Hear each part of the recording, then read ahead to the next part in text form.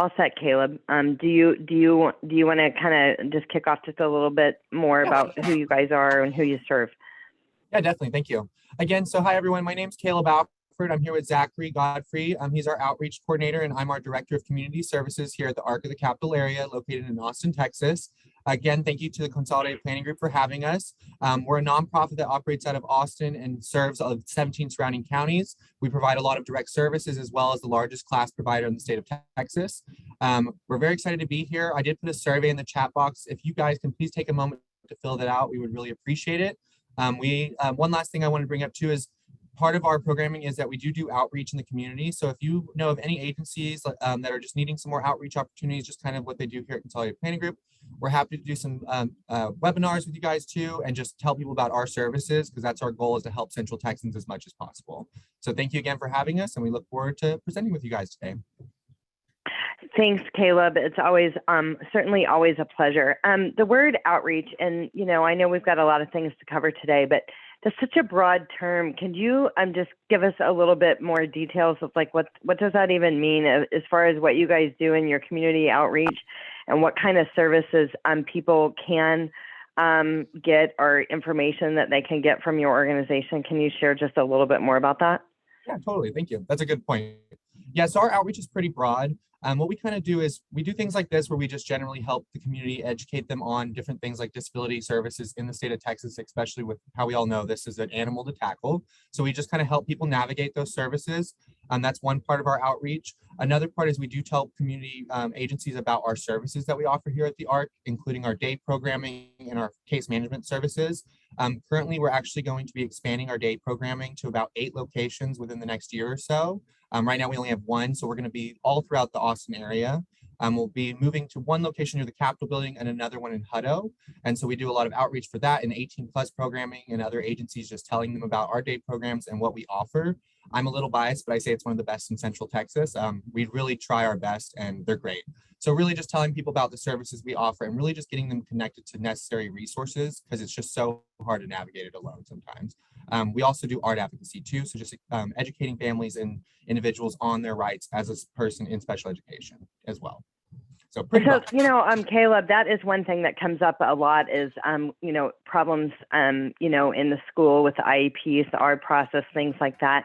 So do you guys have free services? We know about paid for consultants that people can hire, but does the ARC have free services if they're needing help with an IEP or an art with the art process that people can tap into, as opposed to hiring a private consultant? They do, yes. So we do have a juvenile program. It's called Juvenile Justice Services. It is specifically for kids in special education at risk or already involved with law enforcement. Currently, that program is just in Travis County. It's funded through Health and Human Services here. We have our own county branch of that. We are hoping, and probably will be, expanding it to the 17 surrounding counties within the year. We will probably be expanding to Williamson County first, just because it's our closest neighbor with the largest population. But people are more than welcome to reach out to me, and I'm happy to do it for free and just offer anything I can. But currently, we don't have just a one-on-one, just where you're signed up. But I'm happy to give any advice, and if they meet the requirements for our program, it's completely free. So we're happy to bring them in and do case management. So. All right. Well, thank you for sharing a little bit more about the broad spectrum of the services that you guys have to offer. So I guess what I would like to say is buckle up. You're in for a ride today on this presentation. We at Consolidated Planning Group, we do webinars on a pretty regular basis on all topics surrounding special needs, planning for special needs, and some key tips that you need to know. But today's presentation is it's going to cover a lot of the topics. And as you know, special needs planning is complicated. When it's navigating these waters, it's confusing. And you kind of throw in things like the Social Security Administration about trust and guardianship and ABLE accounts and waivers. And it really starts muddying the waters, and it really starts being a lot more confusing. So we're going to kind of scratched the surface with those topics today. And what you should know is that we do have a YouTube channel that you can subscribe to for free. And so for the topics that we cover today that you wanted to know more information, just know that each one of the topics probably has an hour-long webinar because there's that much information about each one of those topics. So you can kind of check that out, you know, at your convenience. During the presentation, there is going to be the YouTube channel, so you can check that out. Today's meeting is being recorded. We are in webinar mode, so you can't, we can't see you or hear you, so you can do a praise God for that, whatever. But we do know you're there, and we want you to put your questions in the chat box. Caleb is going to be watching the chat box, and he's going to read the questions out, and he's also going to chime in with any additional information or tips that he has that might be helpful on some of the topics that we're talking about today. But after today's webinar, you will get a copy of today's slides, so you do not have to make notes of everything that we're saying. You probably won't be able to keep up with all of that. So you're going to get a copy of today's slides, you're going to get a copy of the recording, and all of our contact information for the Arc of the Capitol, and our contact information will be in that email as well. So I'm Allison Schaberg, Consolidated Planning Group. We are a holistic special needs financial planning firm. And I come to you with a lot of experience. I've experience of 30 plus years in the business, but as a parent as well. So a lot of these webinars were born out of my own frustration that when I had kids that were transitioning into adulthood, of even though this is what I do, I eat, sleep, and breathe this, why is it so complicated? Why is it so difficult? Why is every turn a brick wall? Or why is every phone call misinformation? You know, and it just felt really, really frustrating to me. So that's when these webinars were born. And so we hope that you'll walk away and get maybe, I always call them nuggets, maybe 1 to 3 nuggets from this webinar that you can implement with your loved one, your family, that you can kind of turn the knobs and change the path to the direction that you want it to go. So we hope that you get that from this today. So what we're talking about today is the key steps to special needs planning and how to protect and maximize your child's future. And so one of the things that we first talk about is how do I even get started? We get calls every single week of, I don't even know where to start, but I'm here, just help me, right? And so we're going to kind of talk about some things that should be on your list, should be on your radar, things to be thinking about. And we're going to help by providing some of the things that we're talking about as well. So one of the first things that we talk about is developing a letter of intent. And a letter of intent, I like to call it maybe a family love letter to your loved ones. So if you're a caregiver, this is everything to do with your loved one. I always say that we have forgot more than anybody will ever know about our loved one, right? And so if we're incapacitated or we're no longer here on this earth, does somebody else know this information? And what I would tell you is that sometimes even in your own household, the other caregiver, the other parent, maybe the parent that's working outside of the home, may not know some of the things that you know, right? Because we all have our different roles that we handle in the household. So the letter of intent can be pretty, it can be an emotional document to complete. We do have a template that we've created. It is a form fillable PDF. It's actually 20 pages long. This is everything to do with your child, and we'll see this on the next slide. But it's just their diagnoses, their health history, their names, address, and phone numbers of doctors. Maybe we have nonverbal kids. This is what makes them what makes them thrive. Here's what makes them melt down. These are our religious preferences. Here's the schools that the child has gone to, et cetera, et cetera. It just goes on and on. But there's also several pages where a caregiver can really speak from their heart of what their intentions are and what their hope is for their loved ones. So you're communicating that message clearly to other family members or future caregivers. Another thing that you need to do is you need to work with a special needs planner to help you formulate your plan. And this is where I try to spend a little bit of time talking about the difference of what we do versus a special needs attorney. Because a lot of times We partner with special needs attorneys all the time and have webinars. We've had 2 webinars this week with special needs attorneys. The truth is they don't do what we do and we don't do what they do, okay? But a lot of times people think that the special needs attorney is going to help you on the financial side. The special needs attorney, there's the legal documents, there's the guardianship, there's special needs trust, the wills, the healthcare power of attorney, HIPAA release, supported decision-making agreements. That's your special needs attorney. And what is a special needs planner or a special needs advisor?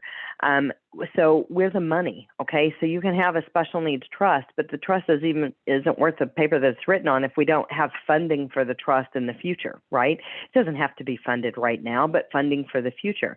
So people come to us. We're nationally certified as Social Security advisors, and we're members of the Special Needs Planning Academy, but they come to us because they need a future care cost estimate. They have a loved one that may have care needs the rest of their life. Some families know for sure that their child's going to have care needs. Some families are hopeful and optimistic, but their child, quite frankly, isn't there yet, so they want to plan for the worst and hope for the best. But they need a future care cost estimate. What does this look like?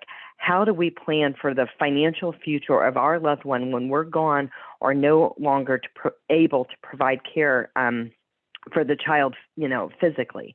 And so we're able to put those types of things together. And as nationally Social Security advisors, we can help you with, maximizing those benefits that are available, state and federally funded benefits, and kind of help you identify how to keep those and not lose your eligibility for those benefits. So we'll talk more about that today.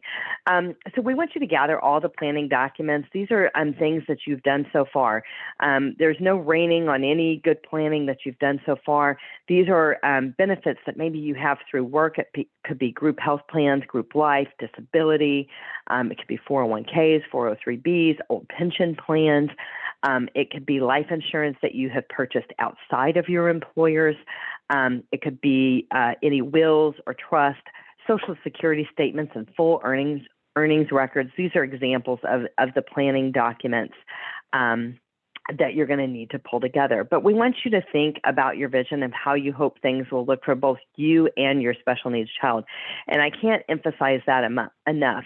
So many times we are so focused on the needs of our loved one with special needs that we put our own needs on the back burner. We work our whole lives. You spend, 30 or 40 years working, and one day you're going to retire. But when we have a loved one that's going to have care needs for the rest of their life, our retirement looks a little bit different, a lot different than a family whose kids go off to college and sail off into the sunset and start their lives, right? It's a different thing. So when you're looking at your vision, be thinking about how you hope your retirement will look. And I know it's going to look different, but your retirement should have some balance in there, some balance. If you wanted to travel, if you wanted to volunteer, if you wanted to babysit grandkids, whatever it is that you wanted to do, your retirement should have some of that built into it and not just be this thankless job of a full-time caregiver and you never get any respite. Because what we know is that our own health declines when we are so busy taking care of everybody else and we don't take care of ourselves. Then we're not as good as long as we would hope to be for our loved one with special needs. So I just want to take time to mention that. So we talked about the letter of intent, and as I mentioned, I'm going to share that form fillable PDF. We usually share that with our existing clients, but I'm going to share that. So in the email that you guys get with the slides today, we're going to go ahead and give you that form fillable PDF of the letter of intent. So that way you can start your letter of intent. You can create your own on a Word document. We don't recommend that you do it in a notebook or on a piece of paper. We definitely do recommend that you do some kind of electronic version, because in a letter of intent, we would want you to update it as things change. Some of our kiddos have complex medical care needs that change frequently. Others have diagnoses that don't change, and they've been about the same since the diagnosis. But as things change, we do want you to update your letter of intent in the future. And I would say, I always say, it's not about looking back about what you haven't done, because people all the time will say, I'm kind of embarrassed to tell you what I haven't done, or I've done nothing, or I did something a long time ago and I haven't looked at it in a really, really long time. And so we always say, don't beat yourself up about that. It's not about looking back, it's about looking forward. And so as far as the letter of intent, this is intense, okay? It's 20 pages long. So this is not something that you're going to sit down with a glass of wine tonight and finish it. Give yourself a month, 2, 3 months, and just kind of do it at chunks of a time, because it's asking a lot of information. Some information you're going to know right off the bat. Other information you might need to look up for if there's logins or addresses or phone numbers or those types of things. So give yourself some grace when you're getting started on this, but just give yourself a little, a little timeline to work on it. Okay. So one of the things that we talk about on a very regular basis is how is our children's care going to be funded in the future? The first things first that we really like to talk about is preserving eligibility for state and federally funded programs. And some people at this point are like, what are you even talking about? We get nothing. And the truth is a lot of our kids do get nothing because they're minors. We make too much money. We have too much assets in the bank. And so we don't qualify for means-based tested programs such as Medicaid, such as SSI. Now, sometimes there's some other programs out there. There's Medicaid buy-in programs. Sometimes our kids are going to get MDCP because of complex medical care needs, and they're getting Medicaid that way. But in general, if the general rule of thumb is if you have more than basically 2,000 if you're single, 3,000 if you're married, more than that number of assets in your name, your child, even though your child is disabled, is really not going to qualify for SSI prior to them turning 18, okay? So things change when they turn 18, and we're going to go deeper on that so that way you have an understanding of that. So there's a lot of confusion with the terminology when it comes to SSI and Medicaid, and then SSDI, Social Security Disability, and Medicare. Well, Medicare and Medicaid sound the same. They're two different programs. SSI and SSA sound the same. They're two different programs, and they work differently, but there's a lot of confusion with them. So if you felt confused by that, don't worry, you are not alone. So we'll help to clarify some of that today. When it comes to the means-based test, so on the bottom block here on the left-hand side, SSI, currently SSI is $841 a month, and it comes with Medicaid. So when a person does qualify for SSI, again, SSI is a means-based program. So what that means is basically the individual has to be disabled under the Social Security standards, and they have to be indigent. So that's how you qualify for SSI. Okay. And again, if you have a minor child, the minor child's eligibility is based off of the parent's assets and income, not the child when they're a minor. But once they turn 18, it's based off of the child's assets and income, not the parents, even if the child is still living with you. So what a lot of families don't know, because they've applied for SSI and Medicaid before and got denied. And I mean, I've had people call crying because they're so angry because their child is severely disabled, and how could anybody say they don't that he or she doesn't qualify? It's like insulting, right? But they don't understand it's the means-based program. It has nothing to do with the child isn't disabled. The child is disabled. They just didn't hit the means-based, okay? But if you've been denied before, once your child turns 18, just know that you can apply again and likely will not be denied in that regard. So there are really two places that a person can have money outside of a bank account. So you can have up to $2,000 if you're single, up to $2,000 of all accounts combined and still qualify for SSI. If you have more than $2,000 in your account, you're going to disqualify. But there are two places that you can have more than that asset amount, and that is a special needs trust, and that is an ABLE account. We're going to talk more about both of those today. Another place that one of the things that we do funding, for is the special needs trust. Like, how do we fund a special needs trust? Now, it's true. You can be super affluent. You can have super affluent parents or grandparents that are going to leave a huge inheritance that's going to fund a special needs trust. But a lot of families, they pay for their care needs of their loved one while they're alive out of current income. And then they have a life insurance policy that upon their death, it is going to fund the special needs trust for their loved one. And that special needs trust is going to spell out how and when the distributions from the trust will come out. So that's we'll talk more about that. And again, just know that a lot of these topics that we're talking about today, again, we're scratching the surface of this today, but there are entire presentations on each one of these topics, whether it's the letter of intent, able account, special needs trust, guardianship, SSI. We have entire presentations on each one of those topics, so just know that. Okay. So when it comes, to what should you do and when should you do it? When do you need to apply? How do you need to go about doing this? So first things first, when it comes to SSI, you're going to want to apply for SSI the month of your child's 18th birthday. I suggest scheduling the appointment a few months in advance. The Social Security offices all across the state of Texas, all across the U.S. are very, very busy. They've been closed for 2 years. They opened back up April 7th, and they are busy. They were busy before the pandemic. So anyway, call a few months in advance. Do not schedule your appointment.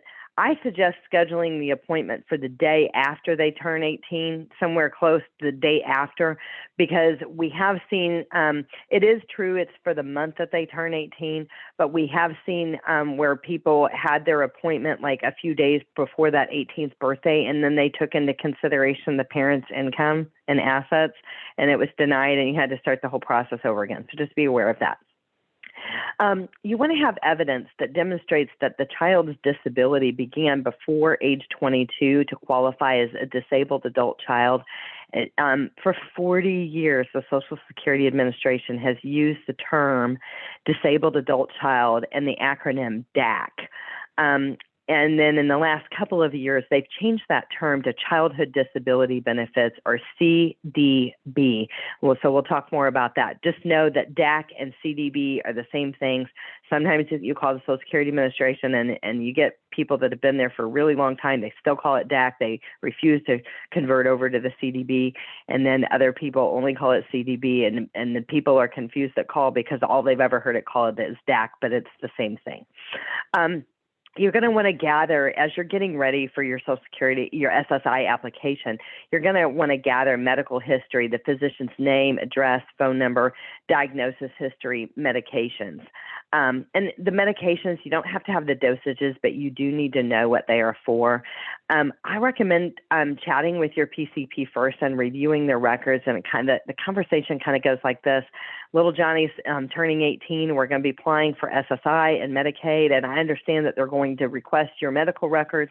I just wanted to see what you had in the records because I just wanted to make sure that it's accurate, because we've heard that a lot of applications are denied because of inaccurate records. And so, like, I did this with one of my kids, and there were some corrections that were needed, and our physician was willing to make those. It was just not clear. It just didn't paint the clearest picture of what the diagnoses were, what the limitations of those diagnoses were, and kind of what needed to happen. So there is something called, and I'm not sure if I have a slide on this or not, but there is something called the Social Security Blue Book. Caleb, why don't you grab that from the website and put a link in it for the Social Security Blue Book. The Social Security Blue Book is a medical impairment guide that is for the Social Security Administration. This is basically what they're looking for, to prove disability. So the impairment guide has it, kind of set up by impairments. It might be cardiovascular, it could be mental, it could be, you name it, whatever the disability is, neurological or something like that. And then you can go in and see what are the disabilities, excuse me, what are the diagnoses, and what does the Social Security Administration say we have to prove to qualify for disability. So when you're reviewing your PCP's records on what they would send to the Social Security Administration, you're going to want to say, hey, if I was the reviewer, can I identify this, this, and this? on what that, the Blue Book says that you need to be able to prove. So I think it's just a good exercise. There is a such thing, we don't have time to go into it today, but there is a such thing as presumptive disabilities, where you are basically automatically approved. Cerebral palsy is one of them. Down syndrome is another. ALS is another. There's some stroke ones, but you can look that up. Deaf and blind. So, I mean, there's some different ones that are presumptive, and you're not going to have to prove that much, except for that you have those disabilities, and your application is kind of fast-tracked in regards to that. So just be aware of that. Okay. So what about benefits when a parent retires, becomes disabled, or passes away? So one of the things I think I didn't do a good job of explaining on this previous slide of have evidence that demonstrates that the child's disability began before age 22. So we were talking about SSI and Medicaid before. That's a means-based program for the indigent that are disabled. Well, Social Security, as we know, as workers, this is a worker-based program.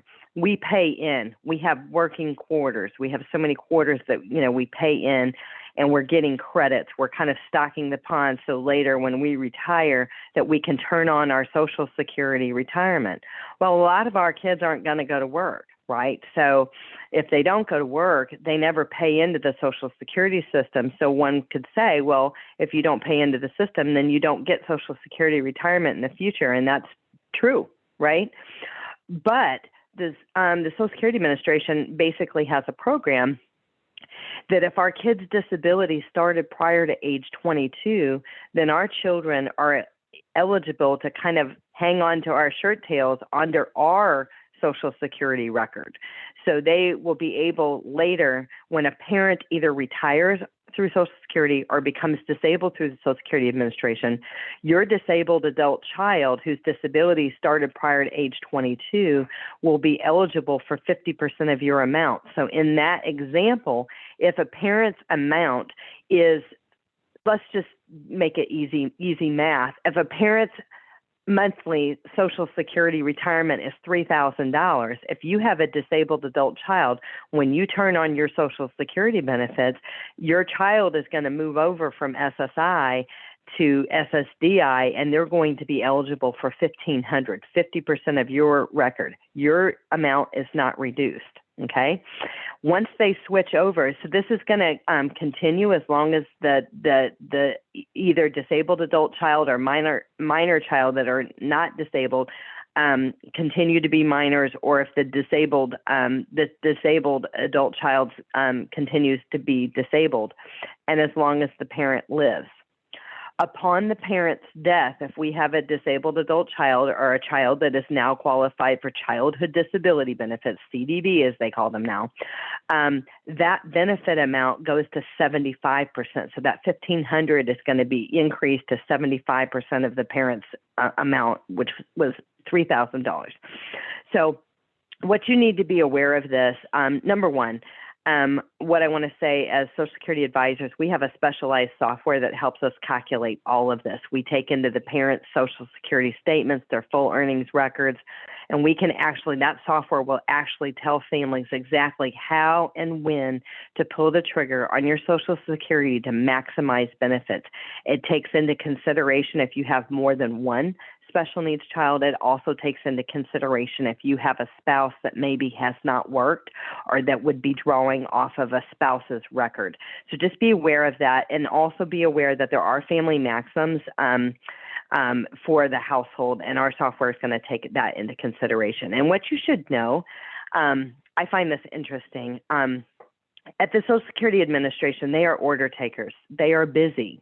They are busy. They are order takers. The manual for Social Security is ridiculous. And the changes and the POMs and all of the things that happen is also ridiculous. Over 80% of Americans that turn on their Social Security have filed wrong. They're not maximizing their benefits. They're leaving money on the table. They simply do what you say. When you call and say, turn this on, then they do that. Every once in a while, you'll get somebody that says, oh, by the way, did you know that your child qualifies for childhood disability benefits? It happens very rarely. But you got to know what to ask for. You got to know what to apply for. And I use the term, you've got to know how to play the game if you want to win. And you just got to educate yourself, or partner with us, partner with a professional that knows what they're doing with this so they can help you. Okay, so to be entitled to RSDI, Retirement Survivors Disability Insurance, okay? So Retirement Survivors Disability Insurance, this is something that a child would get. So if a parent becomes disabled or retired and the child is a minor, disabled or not, they qualify for this. If a parent dies, a child is qualified for this. And then if we have a disabled adult child, or a child who is now an adult whose disability started before age 22, then they qualify for this. Okay, so these are just a few of the guidelines on that for this, and we're going to talk a little bit more about that. So to be entitled to SSDI, again, remember SSDI, we pay into the system. We work, we pay into the system. So the interesting thing is when we apply for SSI and Medicaid, we go ahead and apply for SSDI as well. Okay. And historically, I think they're improving. I think that they're improving upon this. I actually saw a letter this week that had the SSDI letter and the SSI letter together in one envelope. But historically, what has happened is when we apply, the first letter we get is the denial of SSDI. And this is when people call crying, right? Because they can't believe it. Well, actually, you should have got the denial for the SSDI, okay? Because your child hasn't worked, they haven't paid into the system, and they're denied because they don't have any work credits, okay?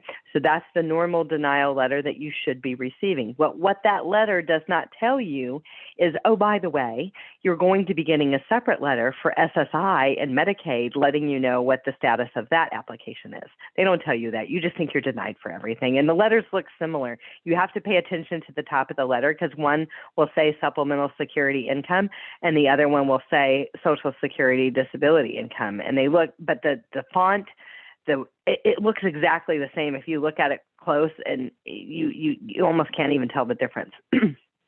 So to be entitled for SSDI, Social Security disability, you file an application found to be medically disabled.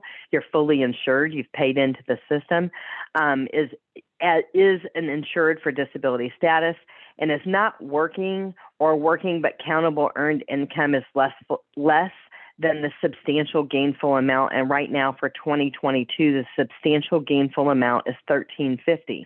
So for our families that have kids with disabilities that actually do have a part-time job or something like that, and they're working and they're turning 18 and we're thinking about applying for SSI, just know that if they have ever made over that substantial gainful amount for whatever year, right, in 2022, that they're really not considered for childhood disability benefits if they've made over the substantial gainful amount. Also, for the month of that application, for when they're applying, you want to make sure that they're making less. It's okay for them to work. I have people call all the time and being like, well, we qualify for SSI and I just don't even want Johnny to work because I don't want, him to lose $841 a month. Well, what if Johnny could get more than $841 a month by working? There's all kinds of programs with the Social Security Administration to help disabled individuals get to work. There are trial work periods. There are programs like vocational rehab. There are different phases where you don't lose benefits, but just know ultimately nobody's making money off of $841 a month. Okay. It's not enough for food and shelter. It's a start. So if you do have a loved one with a disability that you are hopeful and optimistic that can work or can work, let them. And we can go into more details of how the SSI benefit would be reduced for work. We can spend some more time with that. And there also, I like to mention that an organization, Imagine Enterprises, and they have a WIPA program, the Work Incentive Program. for families that are concerned about losing benefits, losing Medicaid, losing Medicare, having a reduction in SSI or SSDI. They have counseling services that are basically free that will tell you and tailor it specifically to your loved one and tell you how much they can make and basically what to do, how to not screw it up. So, and just so you know, if you are afraid of screwing it up, everybody is. Like, they're afraid every time they call the Social Security Administration that they're going to say the wrong thing and then they're going to get their benefits revoked. It's really not that bad. There are some, unfortunate cases for sure, but everything can be fixed. We've heard a lot of families that are hitting brick walls, applications that have taken a year, 6 months, 9 months. You should fully expect your SSI and Medicaid application to take 3 to 6 months. You should fully expect that, but you should follow up. I suggest following up every month. If your child has a presumptive condition, then those applications go faster, but not that much faster. So just know it's not just you, it's a slow process. Okay, so these are just some of the acronyms I just wanted to share, so that way when we share these slides later, you guys know some of the acronyms that are thrown around that are pretty confusing to everybody. And some of those we've used today, so I just wanted to have that there. Okay. So how do we protect your child's government benefits? So basically, we want to just make sure that you have your assets and your child's assets in the appropriate buckets is the first step. So this is where we were talking about, we're going to talk more about that outside of a regular account, you can have money over the means-based test in a special needs trust or an ABLE account. So those are the two accounts that you can set up. So a special needs trust is going to be set up by an attorney. The ABLE account, those are things that we can help you set up. There are some things online too, but there's different ABLE accounts out there, and some are easier to deal with than others. So we're happy to chat with you about that. But another thing that you want to make sure of is that you want to ensure that your special needs family member's name is not set up as a beneficiary on any life insurance, investment, or bank accounts. This is a big deal, and we correct this mistake every single day, every single week, every single month, over and over and over again. And this is the difference of working with a specialist that is nuanced in special needs versus working with a generalist attorney that's not nuanced in special needs, working with a generalist financial advisor who's not nuanced in special needs. You'll end up having your special needs loved one as a beneficiary on one of these accounts, and that will cause them to lose their SSI and Medicaid. We need them to maintain their eligibility for Medicaid. Some people ask why. Hey, we're affluent. We've saved up a lot of money. We've got a trust. It's funded. Why do we even need Medicaid? Who even cares about $841 a month for SSI? And the answer is we really like our families to keep the Medicaid eligibility for their loved one, because every waiver in the state, in all states, are Medicaid waivers, basically. And so you have to maintain Medicaid eligibility to qualify for those waivers. And some of these waivers have huge budgets. I mean, there's a waiver in Texas that the budget is $370,000 a year, provides for attendant services, respite services, therapy services, and that's a lot. It's a lot of money. So even if you are affluent, you make a ton of money, you've got a lot of assets. If you've got a child that's got care needs, having a budget of 140 or 370 of one of these waivers, it is a big deal, and we are going to talk more about that. So if you're taking notes here, the main thing that I want you to double check on is, who are your beneficiaries on everything you have? Who are your contingent beneficiaries on everything you have? Do not name minor children as beneficiaries or contingent beneficiaries. Do not name your special needs child outright as a beneficiary on anything. The reason that we don't want to name your minor children as beneficiaries, because here's how it works. When we name a minor child as a beneficiary and we die, the money sits in trust until the child turns 18. And when the child turns 18, the state gives them all of the money. It's a horrible idea. I know your kids are brilliant, just like mine, but it's a bad idea. Most of the kids that happen to, they have spent the money within a matter of months and definitely within a year. So that's why we don't want to do that. And of course, we don't want to leave it directly named to our special needs child, because if they receive that money, it's not in an ABLE account, it's not in a special needs trust, it's more than $2,000, then they lose their eligibility. So that's the deal. So everybody has made this mistake. If you have made this mistake, it's no big deal. All you got to do is call the carrier for any life insurance that you have and get a change of beneficiary form. But don't forget old pension plans. Don't forget old 401ks, 403bs, brokerage accounts, investment accounts, and things like that, because all of them can have beneficiaries. And usually if you have an advisor that did this, they did it on all of it. So you need to correct all of it. Okay. You can correct it for free. So here's the other big thing here. We want to make sure that we don't have any well-meaning family members, grandma and grandpa usually, your rich uncle from Timbuktu, who is going to leave money to your special needs loved one. We don't want them to leave it to them directly. It needs to go to a third-party trust. Your average mom and pop advisor does not know this. Your mom and dad come in there and they say, we have a grandson and he's just wonderful and he's special and we want to leave money to him. And they say, okay, well, let's leave money to him. And then they put his name down. That's basically how this accidentally happens. It's a super simple thing, the way it accidentally happens, but having intentional conversations with family members, and it goes like this. Mom and Dad, I'm not, I'm trying to get in your business. I don't care about how much money you have. We've learned recently that we could never name little Johnny directly as a beneficiary on anything, that we need to set up a special needs trust. And that's the right way to leave money to preserve his eligibility for state and federally funded benefits in the future. And I just learned that I needed to share that with others because a lot of people don't know that. Okay. So that's basically how that goes. Caleb, how are we? Do you have anything you want to chime in? Do we have any questions, or are we doing okay?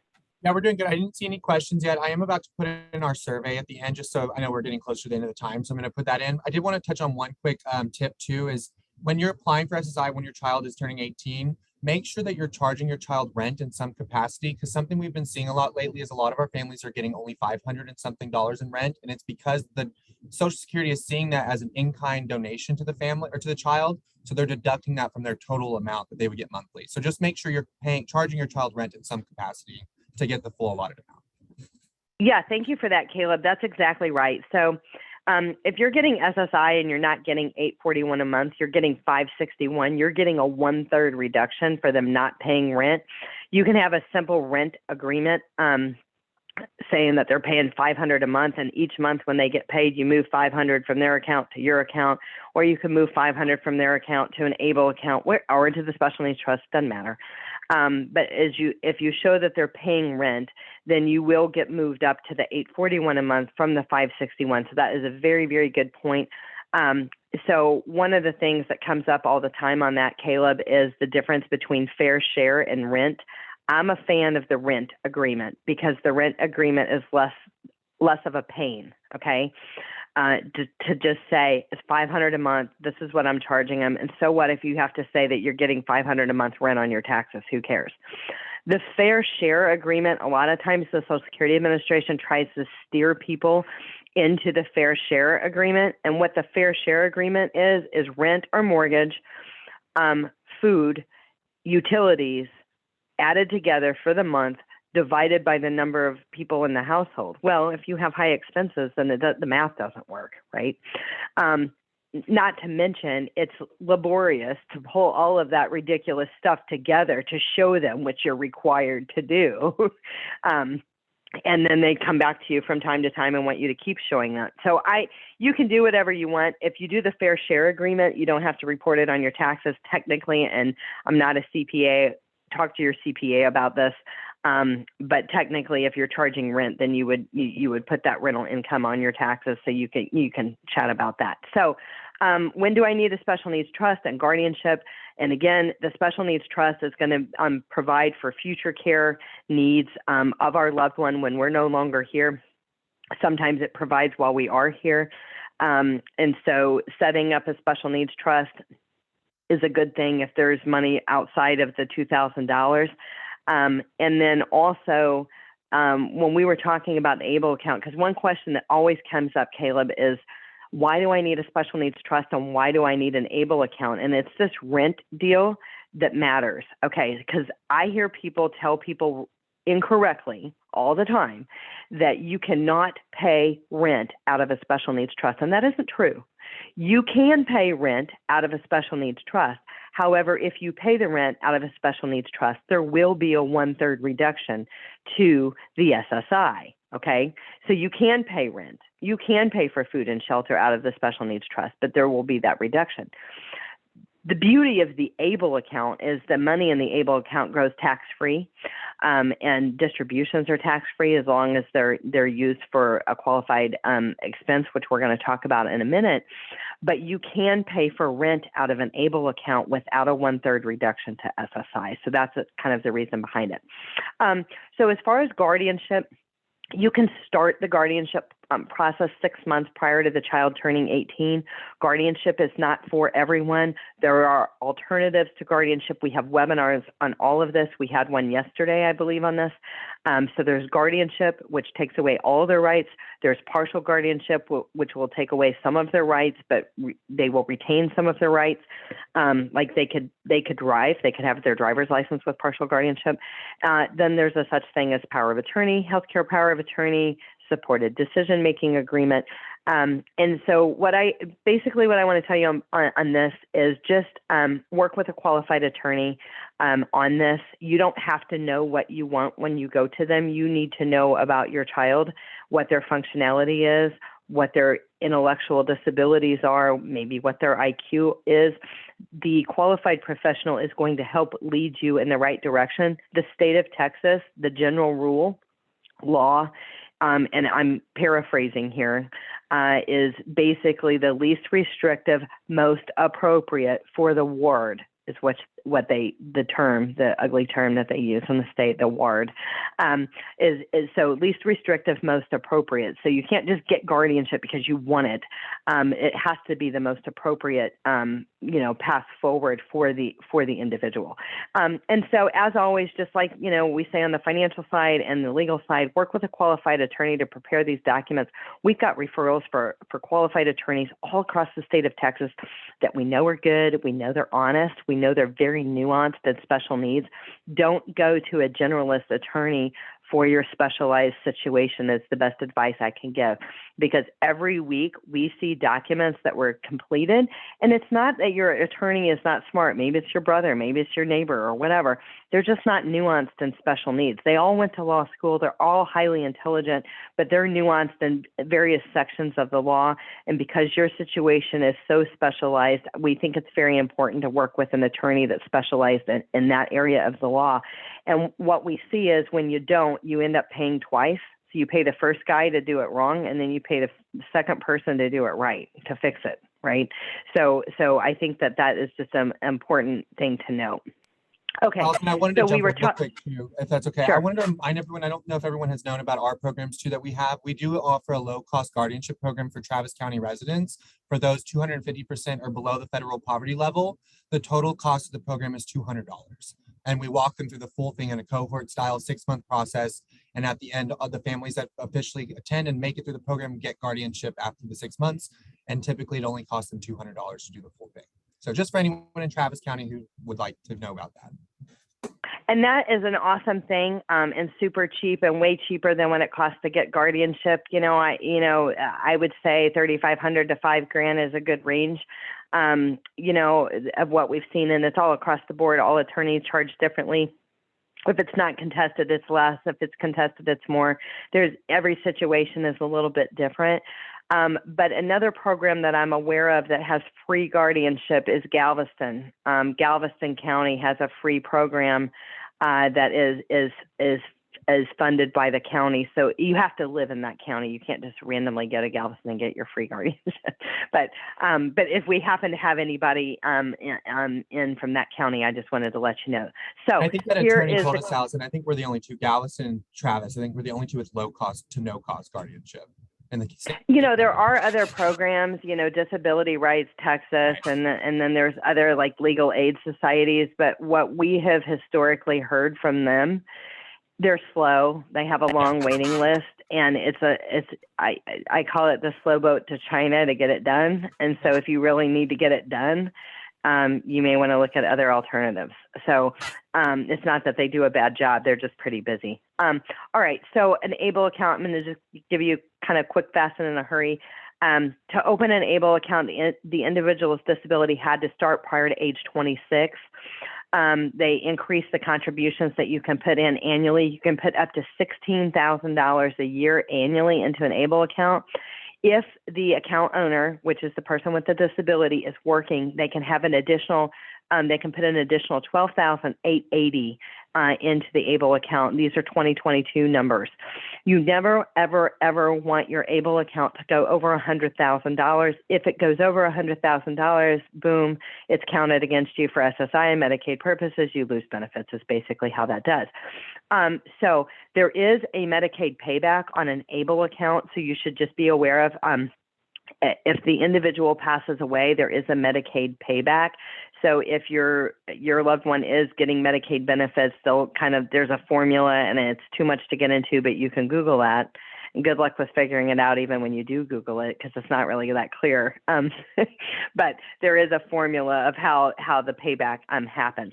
But distributions for qualified disability expenses are not taxable. Earnings on distributions for non-qualified expenses are subject to ordinary income taxes and a 10% penalty. The bottom line, what you need to know on the ABLE account is if it can be construed as achieving a better life for an individual with a disability, you can pay for it out of an ABLE account. I'm going to say it again. If it can be construed as achieving a better life for an individual with a disability, you can pay for it out of an ABLE account. And that is very broad. It could be an iPhone. It could be a car. It could be therapy. It could be copays. It could be food. It could be shelter. I mean, it could be a vacation. Now, can you take the whole family on a vacation? That would be a hard no. However, you could do a vacation for the individual with a disability, and maybe they need one or two caregivers, and that could be covered. But I mean, if we have like 4 siblings or something, that's a whole that's a gray area. Another thing that I love about the ABLE account is you can pay for college out of the ABLE account. So if you have a loved one that is going to go to higher education, and another thing is you can pay for tutoring or private school out of an ABLE account as well. So whereas so this is a 529A for ABLE, a 529C for college, you can't pay for tutoring, okay? It's very limited on the private school that you can pay for out of the 529C. So there's a lot of flexibility.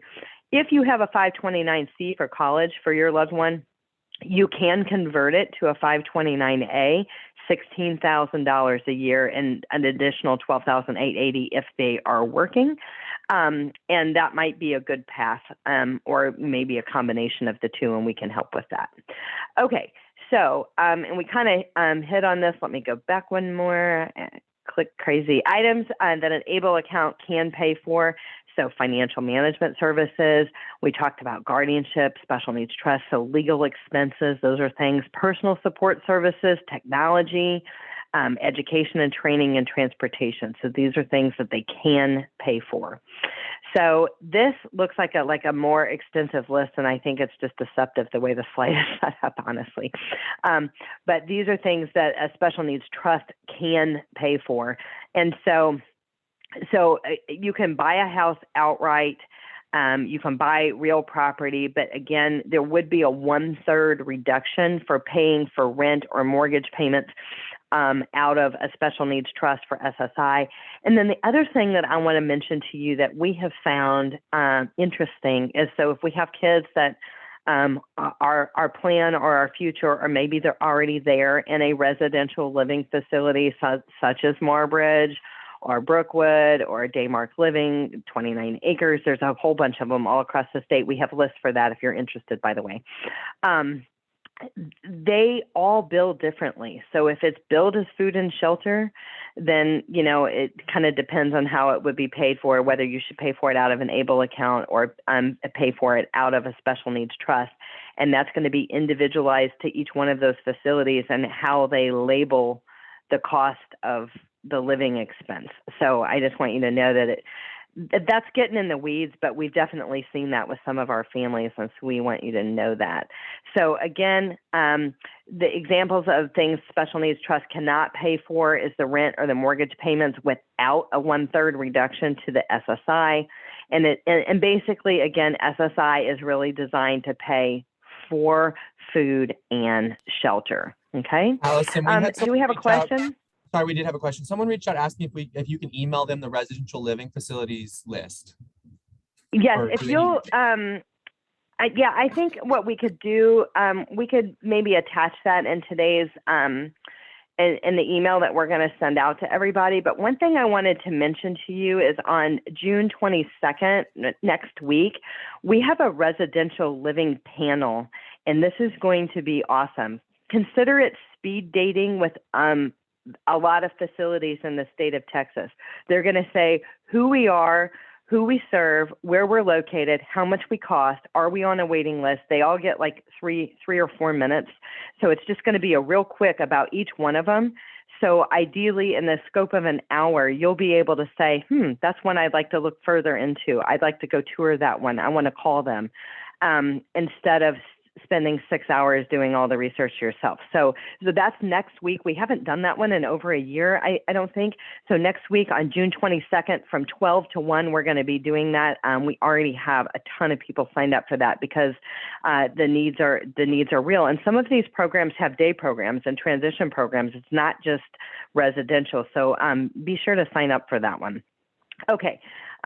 So who's going to care for our kids when we're gone? Developing a future care plan now is going to answer some of these questions. And this is where we come in with our future care cost estimates and our plans that we do. We do full range planning when it comes to, what does this look like? How much do we need to set aside? How do we do this? Most families are going to spend 25 to 35 years in retirement. It's a long time. And if we've got to fund care for a kid beyond our life, that's like another retirement bucket. So we can help you with all of that. Consider touring some of these care facilities. And we don't work for them. They don't work for us. And we've got a list of ones all across the state, but consider touring them. Some of the waiting lists are 5 years. So if you've got a kid that's transitioning, you might want to get them on the list. Just because you have them on the list doesn't mean they have to go. It gives you the right to say yes or no when they come up on the list. But if they're not on the list and you want them to go, they're not going because they're full, is basically how that's going. So don't wait until you're 80 years old to get your kid on the list, or until something happens, there's a major health crisis and you can't care for them any further, to get them on a list. And just know too, I just want to say one other thing. You're not sticking them somewhere. When you go tour some of these places are awesome. The residents there are happy. They have a job. They have community. They have friends. They're around people like themselves, and they are happy. And that really, really beats the alternative of leaving the high school, leaving the transition program, coming home and sitting at home and doing nothing. There's a lot of cool stuff out there. So just don't think that you're sticking them somewhere. It's to each his own. Everybody has their own opinion of what works for them, and that's totally okay. But I was pleasantly surprised by the tours that I've taken of how wonderful some of these places are. Okay, we are running out of time. I'm going to run through this really quick. The wait list, you guys hear about wait lists all the time. This is the link to put in your zip code to find out who your local intellectual disability authority is. This is how you're going to get yourself on the HCS, Texas Home Living and Community First Choice wait list. You've got MDCP, CLAS, and DBMD, and the 800 number for that. And then we also have the number for Star Plus, and these are all Medicaid waivers in the state of Texas. These next two slides go over each one of the waivers, and I know that we've done this presentation with you before, Caleb, and I know Caleb has a lot of information about these waivers as well. We can help you, but so it's just going to kind of familiarize yourself. The bottom line with these waivers is they're designed to waive off some of the cost of care to keep your loved one in home and community-based services. What we found is that that our loved ones are better in home and community-based services. So unfortunately, in the state of Texas, the waiver interest lists are long. The waiting list is approximately 17 years, sometimes longer. So you want to get on these lists, and just know if you only called your local authority, you're not on all the lists. You're only on the list that the local authority has. So you've got to pay attention to those other numbers in this slide deck. This is just a bonus slide here. We do have entire programs for college planning for special needs. These are some of the programs that we are aware of that Lynn University is the only one that's not in Texas, that's in Florida. But some of the programs that we are aware of that are in the state of Texas that are focused on working with students with disabilities, intellectual disabilities all across the board. Or they have a program, they have a good Office of Disability, so that they may be on the list for that reason as well. Familiarize yourself with these programs. If your student might be going, some of these, they don't have many seats. They might have 3 or 4. Some of them have more, but just look at that early and check out our college presentation as well. So we've talked about a lot of things. We're really out of time and we got 1 o'clock. And what we have here is just kind of some things, a summary of topics discussed and things that should be on your radar. We've scratched the surface with all of them. We went a little bit deeper on some of them, but again, we do have webinars on every single one of these topics because it's always, oftentimes I'm doing these presentations. I always like to introduce my team. We work on a collaborative team at Consolidated Planning Group. We have 3 other staff members that are not on here as well. But we all work on a collaborative team, and we're here to help you and position you and help you kind of take the next step in your planning journey. Our initial consultations are always free. You'll have our contact information in the email. You can use this QR code that will take you to a scheduling link if you want to talk to us about your specific situation or some of the questions that may have come up on some of the topics that we've talked to as it relates specifically to you. Then certainly reach out. We're certainly happy to chat with you on that. And having said that, Caleb, do we have any other questions before we close out? No questions. We just had one person that stated something that I'm glad they said, is that TWC does offer a program for help pay for college and vocational training through their VR services. So that's a good point for sure. Yes, I'm a huge fan of VR services, and we have entire webinars on vocational rehab as well. And there are a lot of programs, a lot of training, a lot of support, and a lot of services through VR. You can self-refer to VR on Start My VR. And services start at age 14. So 14 to 22, they do have adult services as well. But for our kids that are kind of in the midst of transitioning, just think about that. And that is a really, really great point. And we've partnered with TWC and Workforce Solutions a lot. Workforce Solutions also has a summer earn and learn program. And they have what they call pre-ETS, which is pre-employment training services, all great programs, all free. So definitely check that out. Well, Caleb and Zach, it has been a pleasure being with you again today. And thank you, everyone, for your attendance. And again, we will put out an email today. You're going to get the slides, the letter of intent. We'll get you the list of residential facilities and a copy of today's recording. So thanks so much, everyone. It's been a pleasure. Thank you, Allison. Y'all have a good one. And take care. Bye now.